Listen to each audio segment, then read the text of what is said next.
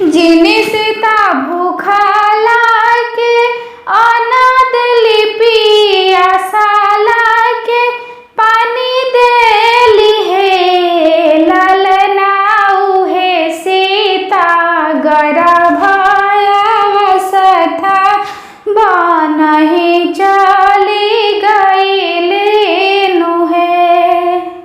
जिनी सीता भूखाला के अनाद लिपि आसाला के पानी देली है ललना उहे सीता गर्भया था बनहि चली गईली नुहे।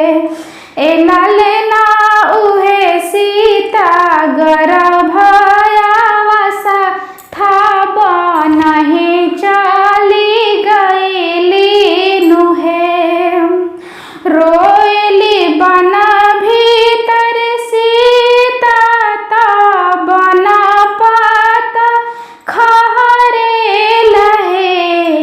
ये ललना मोराया गे पीछे नाही कोई ताके ये बान्हल के सिया खोली है।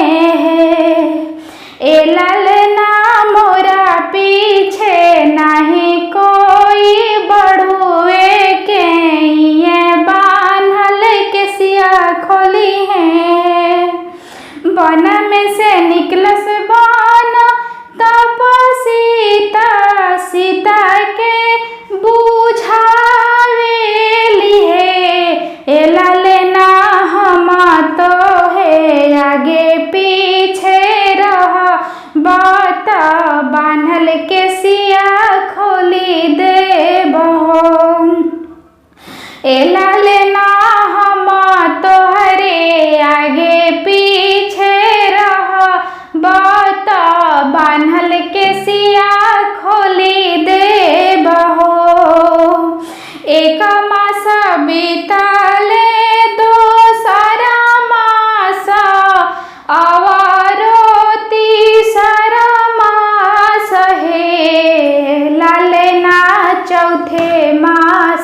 ए ललना नौवे मासे होरिला जनम लेत सीता मनवा हुल से लहे।